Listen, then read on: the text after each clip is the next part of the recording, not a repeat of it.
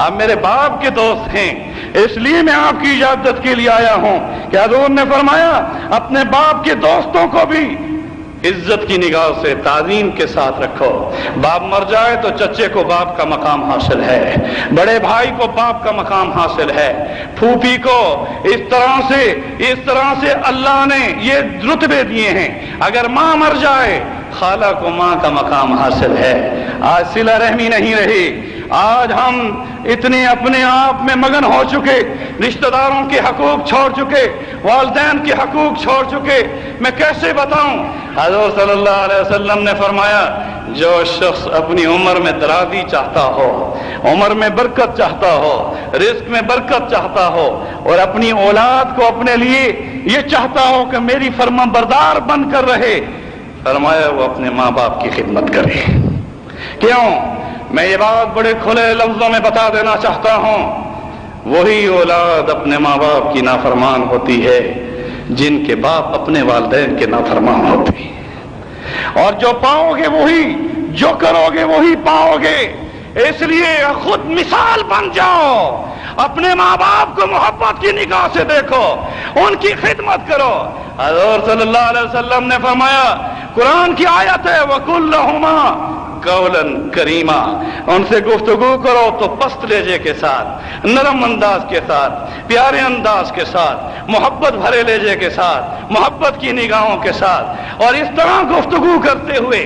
میرے دوستو، امام غزالی رحمۃ اللہ علیہ نے اپنی کتاب احیاء العلوم میں لکھا کہ ماں باپ میں سے جو کوئی ایک بھی اگر تم بیٹھے ہو، اگر منصب پر بیٹھے ہو، یا دفتر میں بیٹھے ہو، یا دکان پہ بیٹھے ہو، یا دوستوں میں بیٹھے ہو، جب ماں باپ میں سے کوئی آ جائے تو ایسے کھڑے ہو جاؤ جیسے غلام آقا کے سامنے کھڑا ہوتا ہے۔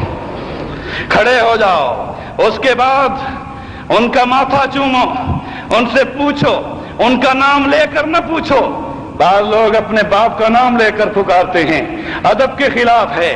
ابا جان، امی جان، پیارے انداز سے اسے پکارو، اور اس کے بعد وہ جب گفتگو کرے تو اس کی گفتگو کے جواب میں ادب کو اتنا ملحوظ رکھو کہ اس کی آواز سے تمہاری آواز بلند نہ ہونے پائے۔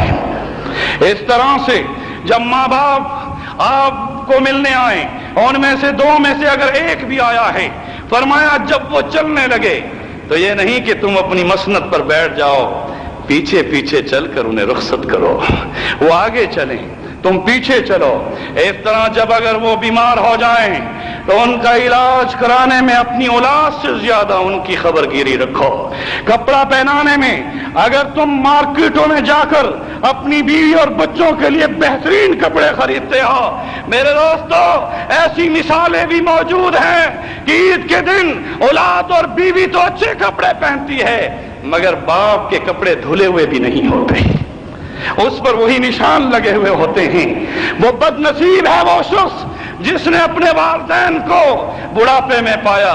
حضور نے فرمایا اس کی ناک کٹ جائے، وہ ہلاک ہو جائے، وہ برباد ہو جائے۔ یہ بد دعا ہے رسول اللہ کی، رغم انف، اس کی ناک کٹ جائے جس نے اپنے ماں باپ کو بڑھاپے میں پایا اور پھر بھی ان کی خدمت کرتے ہوئے جنت نہ پائی۔ جنت پانا یہ اتنا آسان ہے کہ والدین کی فرما برداری میں اللہ نے جنت کے دروازوں کو کھول رکھا ہے۔ الجنت تحت اقدام الامہات، جنت ماؤں کے قدموں کے نیچے ہے۔ میرے دوستو قیامت کی نشانیوں میں سے رسول اکرم صلی اللہ علیہ وسلم نے یہ نشانی بتائی ہے کہ قیامت کی نشانیوں میں سے یہ نشانی ہوگی کہ بیٹا اپنے دوست کو باپ پر ترجیح دے گا۔ اپنے دوستوں میں بیٹھا ہوا جب اس کا باپ بڑھاپے میں کھانستا ہوا گردن ٹیڑھی کے ساتھ، دید نہیں ہوگی، اور وہاں سے ایسے گزرے گا، دوست پوچھیں گے یہ کون ہے تو کہے گا یہ نوکر جا رہا ہے، یہ میرے گھر کا نوکر جا رہا ہے۔ میرے دوستو اکڑی ہوئی گردن کے ساتھ جب کوئی جوان بیٹا اپنے باپ کو اف کے ساتھ، حضرت علی کرم اللہ وجہہ نے اس آیت کی تشریح میں کیا خوب فرمایا، فرمایا وَلَا تَقُلْ لَهُمَا اُفٍّ، ان کے سامنے ہو تک، اف تک نہ کہنا۔ یہ اتنی ادنا درجے کی بات ہے کہ اگر اس سے بھی ادنا درجے کی کوئی چیز ان کی طبیعت پر ناگوار ہو تو وہ بھی رب کو منظور نہیں ہے۔ बात समझे हैं? समझने की कोशिश करना। उफ कहने में भी कहीं उसका टूटा हुआ बूढ़ा दिल कहीं ये न कह उठे कि ये वही मेरा बेटा है जिसको मैं बचपन में उठाता था। माँ ये न कहे कि 30 महीने में दूध पिलाती रही, 30 शहरा, 30 महीने, 6 महीने उसने पेट के अंदर उसको खुराक मुहैया की। मेरे दोस्तों और बुजुर्गों, मैं ज्यादा गहराइयों में नहीं जाना चाहता। एक शख्स बुढ़ापे में अपनी मां को पाता है और फिर जिस वक्त मक्का में पहुंचता है और उस वक्त का सहाबी रसूल है, मकाम में भी कितना अफजल है, और मां को अपने कंधों पर बिठाकर तवाफ बैतुल्लाह कराता है। वो व्हील चेयर नहीं लेता, वो कहता है मेरे कंधों पर बैठकर तवाफ कर। उसके बाद सही सफा मरवा कराता है, फिर अराफात ले जाता है, फिर मुज़दलिफा ले जाता है, फिर उसकी तरफ से रमी करता है, कुर्बानी करता है। हजूर की खिदमत में आकर अर्ज करता है, या रसूलुल्लाह सल्लल्लाहु अलैहि वसल्लम, मैंने अपनी मां को ऐसे हज कराया। हजूर ने फरमाया, जो पेट में तुझे उठाती रही उसका हक भी अभी अदा ना हुआ।